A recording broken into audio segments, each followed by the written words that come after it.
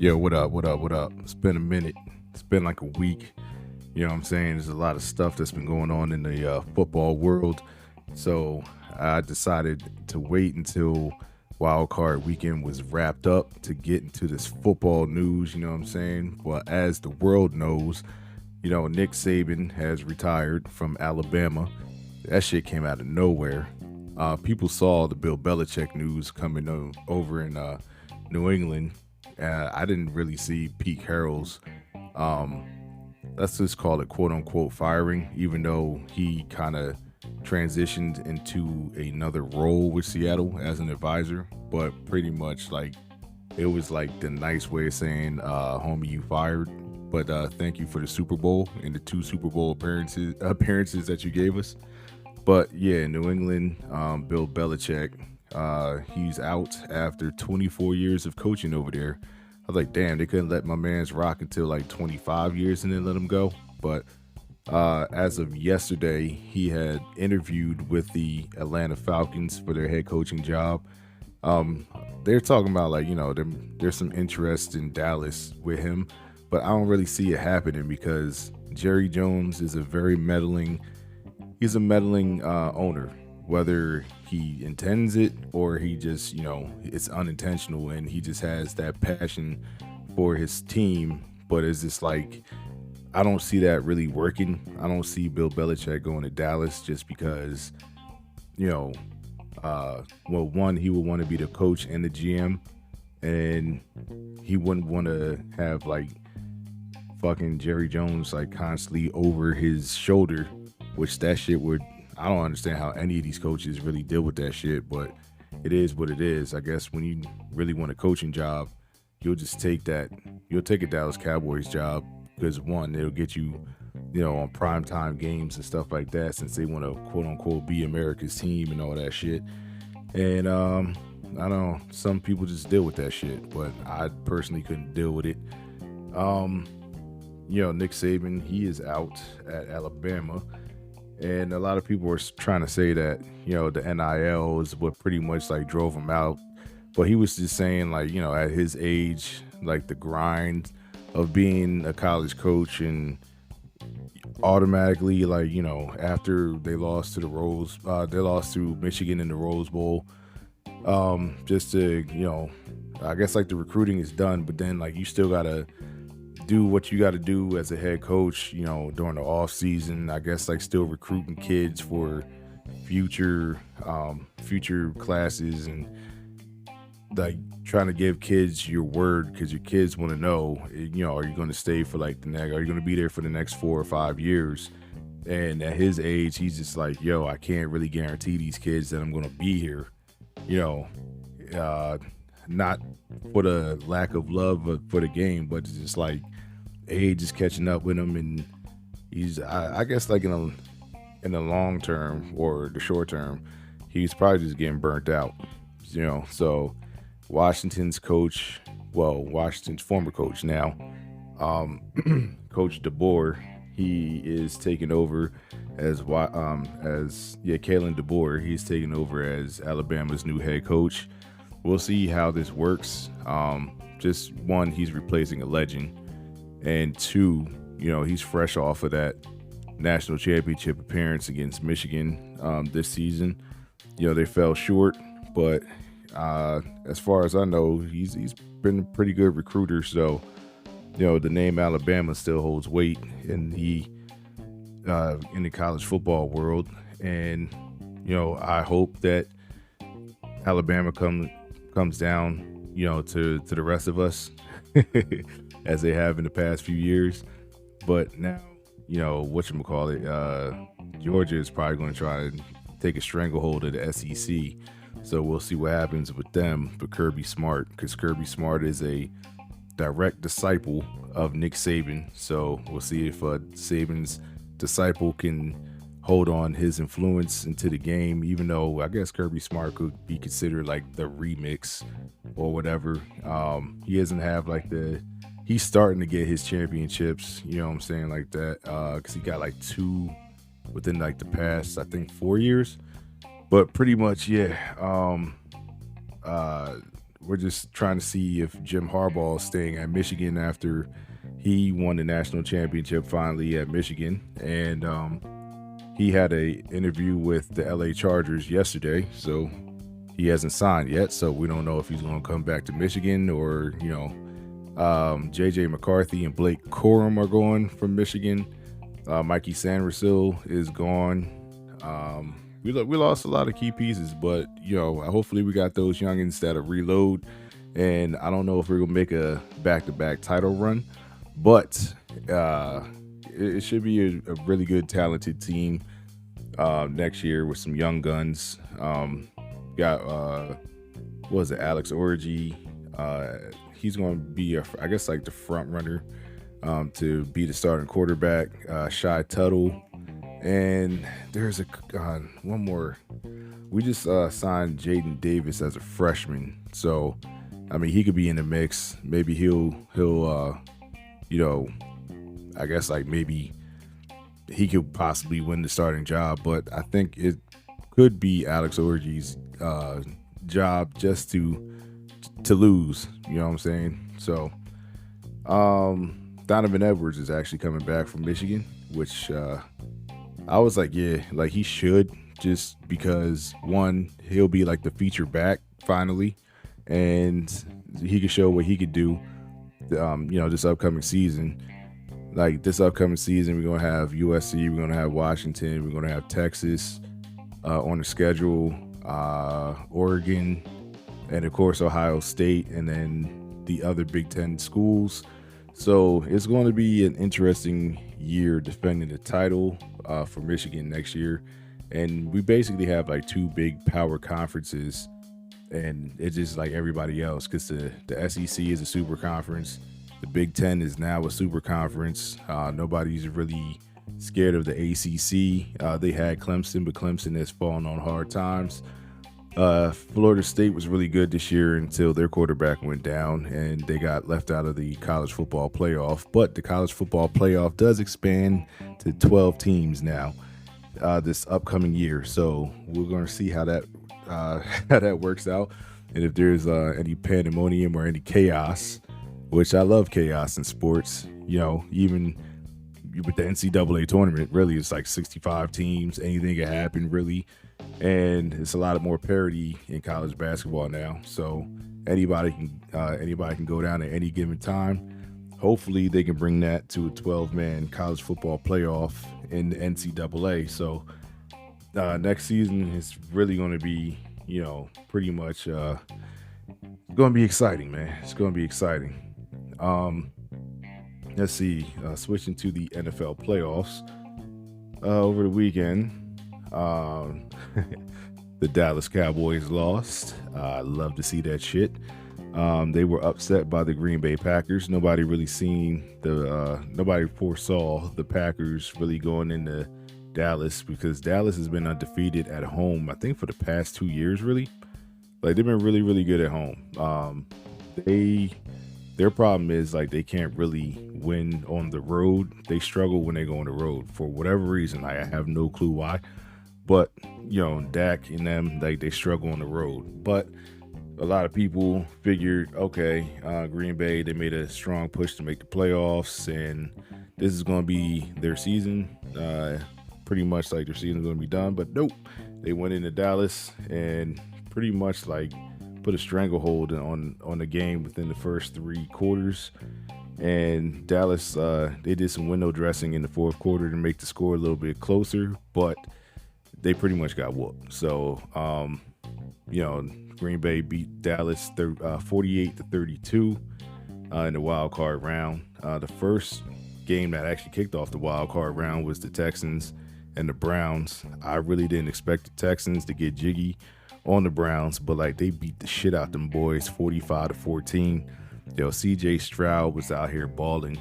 Nico Collins, a Michigan alumni, go blue, was out there balling. The only thing that they was missing was Tank Dell. Yeah, I really wish Tank Dell was out there. They probably would have put 60 up on them boys if Tank Dell was there. But yeah, like Houston looked really, really fucking good. They looked really good. Joe Flacco, salute to that man. He came off the couch, helped lead Cleveland Browns to the playoffs, because Cleveland had like 4 quarterbacks play for them this year, either 4 or 5. They had Deshaun Watson, aka the Nasty Man. Who was it? PJ Walker. The rookie that they had, Dorian Thompson Robinson, I believe. And there's another quarterback. I forgot who it was. But pretty much Joe Flacco was the one. Oh, and they lost Nick Chubb week 2 of this season, and they still made the playoffs at 11-6. So that was like a really good fucking coaching.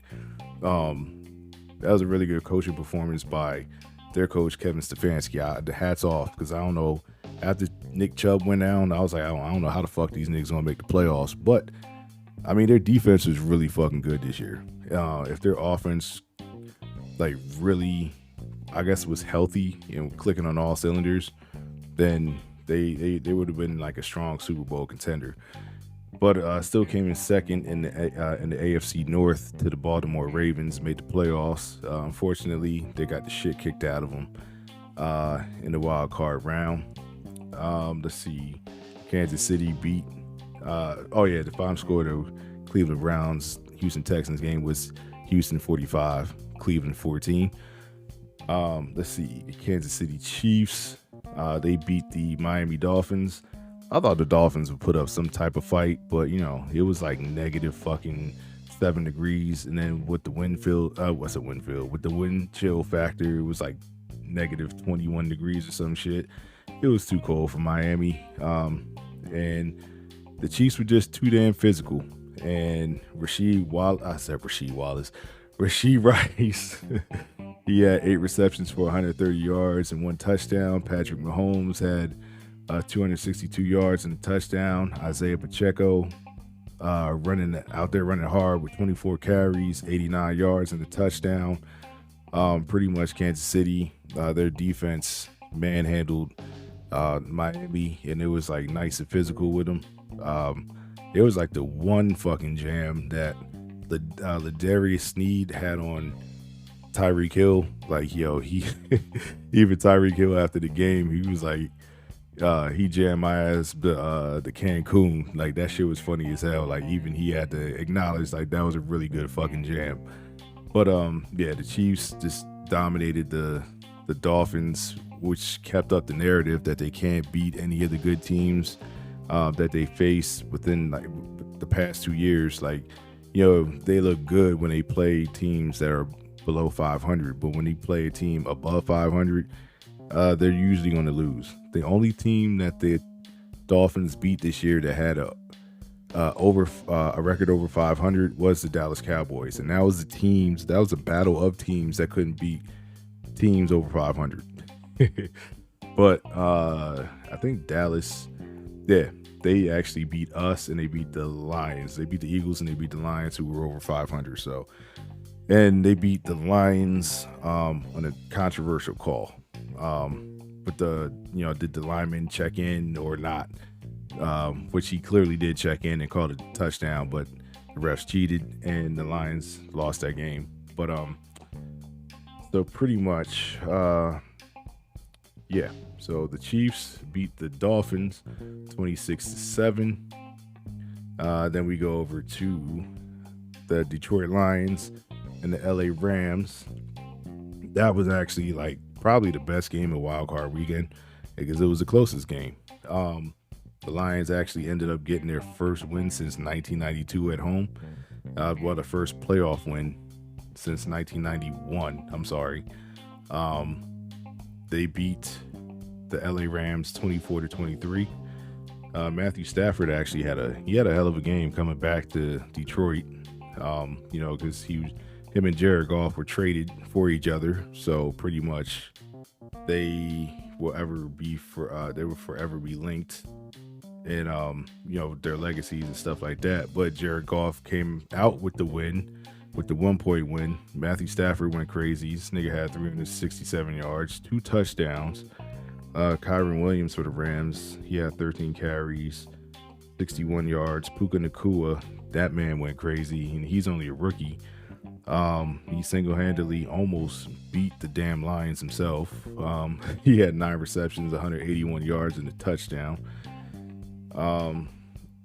Jared Goff, he was 22 for 27, 277 yards, and a touchdown. He was sacked 3 times.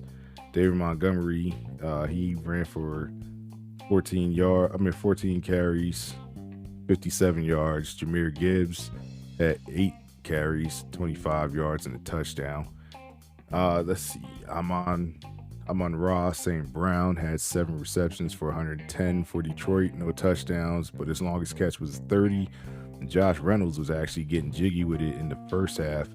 He had like 5 catches. Well, he finished with 5 catches for 80 yards, but that shit looked personal, like with him, because he was also, traded. Well, he was. I think he was involved in the trade for Jared Goff. Well, for Matthew Stafford, like Jared Goff and Josh Reynolds, I believe, were in the trade for Matt Stafford. Well, Josh Reynolds, I know for sure Jared Goff was, but yeah. When I tell you that playoff win meant something to the city of Detroit, like there was people in the stands crying that they won a wild card round, like a wild card game. It wasn't the Super Bowl, or wasn't an NFC Championship game where you go to the Super Bowl. It was a playoff game, a wild card round. I have never seen anybody cry that their team won, a fucking wild card round. So that's how much that shit meant to the city of Detroit and how starved they were for a playoff win. I mean, hats off to those fans, everything that they endured for like over the past 30 years. Then yesterday, the wild card round actually wrapped up. First, you had the Buffalo Bills and the Pittsburgh Steelers. It looked like the Bills were about to, run away with the game because they were up 21-0 real quick. When the Pittsburgh Steelers kind of battled back. They got it to a 24-17 game at one point, but then their bad tackling caught up with them, and Buffalo scored. Yeah, they scored actually a field goal in the third quarter, but it was Khalil Shakir's his touchdown in the fourth, which pretty much like put the game away. And Pittsburgh actually ended up losing to Buffalo 31-17. Mason Rudolph actually had a decent game. He did throw an interception in the end zone, which did not help. And I believe it was Stephon Diggs. He fumbled in the first quarter, which helped Buffalo, jump out to a 14-point lead. And I was like, damn, like nothing's going right for them. But they battled back and they made it a close game. But like I said, Khalil Shakir, like he pretty much like put the game out of reach with his touchdown. And then we get to my Philadelphia Eagles against Tampa Bay Buccaneers. Technically, Tampa Bay hosted the game, even though we had a better record because they won the NFC South. So we didn't win the NFC East, which that was our fault because they lost like 6 out of the last 7 games or whatever to end the season. But Tampa Bay, they gave it to my Eagles 32-9, and the Eagles for the most part, like they were just fucking physically dominated that game. It looked like niggas wasn't even mentally there. Baker Mayfield was dotting us up all fucking night. He was 22 for 36 for 337 yards, 3 touchdowns. We were able to sack him 4 times, but that shit didn't mean nothing because our fucking secondary couldn't tackle these niggas for shit. Couldn't tackle these motherfuckers for shit, dog. Like, shit was fucking horrible. Rashad White ran, he had 18 carries for 72 yards. This is prime example. DeAndre Swift, he only had 10 fucking carries, 34 yards. Jalen Hurts was 25 for 35, 250 yards. He threw a touchdown. Devontae Smith was pretty much like the highlight of our offense. He had 8 catches for 148 yards off of 12 targets. So pretty much, yeah, defense soft and baby shit. And these motherfuckers couldn't tackle a goddamn thing. So, yeah, Tampa Bay really took it to us, and niggas look really soft out there. So there's a lot of Eagles fans that's calling for Nick Sirianni's job. Actually, they want like the whole fucking coaching staff fired. I'm all for it if we actually have a better alternative, to replace Nick Sirianni. Brian Johnson, like, he definitely got to go because our offense has been stagnated like pretty much all season. Like, niggas is running a whole bunch of like quarterback runs and fucking RPO. Not even RPOs, like fucking ball screens and shit like that. Like, nigga, like run the motherfucking ball. Like, we have DeAndre Swift. Like, he was an underutilized back like the whole fucking season, and it's like frustrating that even if we're up, like, we're still throwing the ball. Like, nigga, run the motherfucking ball. Give DeAndre Swift the ball. But they really didn't do that. So it is what it is. Word was like players were getting frustrated with the coaching. And it just looks like Nick Sirianni kind of lost the locker room, even after going to the Super Bowl and losing that shit last year. I don't know, maybe they lost confidence in him or something like that. Like, I don't know what's going on in the locker room, but Howie Roseman needs to get this shit fixed. There's people calling for Howie Roseman's job too. So that's just how Eagle fans are. Like, niggas get frustrated, then they want everybody fucking fired. So we'll see what happens as the offseason continues, or definitely after the Super Bowl and everything like that.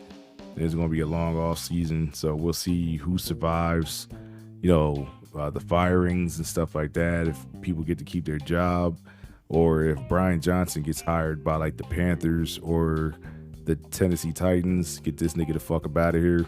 Either or, fire this nigga, or someone hire this nigga so he can get the fuck up out of here. We can just go get another offensive coordinator, someone who will actually run the ball and then play to Jalen Hurts' strengths. Like, this Brian Johnson did not play to this man's strengths whatsoever. Shane Steichen took his magic playbook to Indianapolis, and this man almost made the playoffs with like 3 quarterbacks after like Anthony Richardson went down. Then this nigga literally had to finish the season with like Gardner Minshew. Gardner Minshew shows continuously that he is a backup quarterback. He's not a franchise quarterback. He's not a starter because he eventually makes stupid ass decisions and he throws stupid interceptions. So it's like, if Anthony Richardson can actually stay healthy next season, the Colts will make the playoffs. Like, you can guarantee that. You can quote me on that. Colts will make the playoffs. Because like pretty much like there's 2 good young quarterbacks in the AFC South. CJ Stroud is one of them. Anthony Richardson is going to be the other one. He just has to stay healthy, But and then Jonathan Gannon, as much as I didn't like his ass because he didn't fucking blitz enough and he didn't make defensive adjustments in the second half. The defense took booty cheeks after that nigga left. But then we also didn't re-sign Kaiser White or TJ Edwards, who actually had really great years with their teams in Arizona and Chicago. And I don't know what the fuck happened with Chauncey Gardner Johnson. We noticeably missed him after he left and he went to Detroit. Detroit's secondary played way better. Their defense played way better this year. And our defense fell off. So, yeah. So this shit's kind of on Howie Roseman too. Why our defense fell off and everything like that. But this shit is kind of fucking frustrating. You know what I'm saying? But I was kind of glad. I was glad that we actually lost and Tampa Bay put us out of our misery, because that's just going to be another week if we had one of delusional Eagles fans like, oh, we're going to the Super Bowl. Like, nah, we're not that good. For the past 2 months, they've been playing like ass. They've been playing like shit. And I'm glad Tampa Bay put them out of their misery. You know what I'm saying? So this upcoming week for the NFL playoffs, we have the final 8 teams. So because well, this is what the playoff schedule will be this weekend. Green Bay goes to San Francisco to play the 49ers, who had a bye week as the number 1 seed. Tampa Bay goes on to play Detroit.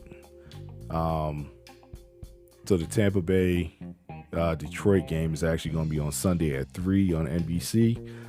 The Green Bay San Francisco game is actually the late game on Saturday at 8:15 on Fox. And then Houston plays the Baltimore Ravens, who is the number 1 seed over in the AFC side. They had the bye week, so Houston travels to Baltimore. There's going to be a battle of two black young, a rising young black quarterback in C.J. Stroud and a former MVP, and who's probably going to win the MVP again this year, Lamar Jackson. So that should be a really good game, hopefully. And then that's on Saturday at 4:30. Kansas City goes to Buffalo. This is the first road game, the first road playoff game of Patrick Mahomes' career since he took over as starting quarterback. So that game is Sunday at 6:30 on CBS. So let's see if Josh Allen can beat Patrick Mahomes for the 3rd straight time, but this time it's when the stakes actually matter, because that's knock on Josh Allen. Josh Allen, he'll get you to the playoffs, and then he'll eventually choke in the playoffs. So let's see what happens. People talk about put some respect on Josh Allen's name. Nigga, this is where the respect is earned. To be the man, you got to beat the man. And the defending Super Bowl champion, Kansas City Chiefs with Patrick Mahomes, if you could beat that man in Buffalo, that's when you get more respect put on your name and everything like that. Like, you ain't just going to put respect on your name just because you're a good regular season quarterback. You know what I'm saying? The playoffs is where the legends are born. And right now, kind of lacking right now, Josh Allen. So let's see what you could do with this shit. You know what I mean? And that's pretty much the football news right now. Actually, that's going to be the episode of this. It is. I'm finished with this episode for Fumbling at the Goal Line today. And I almost forgot. Actually, yesterday, after Pittsburgh lost, Tomlin tells the Steelers he'll be back to coach in 2024. I don't think Mike Tomlin was going anywhere. That was on the Steelers, whether or not they wanted to fire him or not. You know what I'm saying? But he's had a winning season every single year as a coach. And, I mean, there's really no reason to fire him. If you're Pittsburgh, he's a good quarterback away. Like, he's got to find a good quarterback in this draft in order to get Pittsburgh back to, contender status. Kenny Pickett he's not going to cut it. Mason Rudolph or Mitch Trubisky, none of them niggas are good enough to win the Super Bowl with Pittsburgh. They got to get healthy again. And then Pittsburgh need another consistent wide receiver to go with George Pickens, because Deontay Johnson is not that guy. He's not that guy. He showed flashes of being that guy, but he's not that guy. So yeah. And then Jason Kelce actually told his team, reportedly he told the team in the locker room in Tampa Bay that, last night's game was his last game. He's retiring. So salute to Jason Kelce, one of my favorite Eagles of all time. You know what I'm saying? Arguably the best center to ever play the game. And he just did things the right way. And he had the epic Super Bowl speech when we won the Super Bowl in 2017. I was at the parade, and I was like one of the best moments of my life. So if the Eagles win another Super Bowl, goddamn right, I'll be at the parade again. It's going to have to be next year, though. So yeah, all right. So this is going to be the wrap up of of this episode for Fumbling at the Goal Line. And I'd like to thank everybody who's tuned in, everybody who's listening. This is like episode, I believe 3, I think. I forgot. But thank you for everybody who is listening. and tell your friends, check it out. And I will be back soon. All right. Everybody be safe out there, and peace.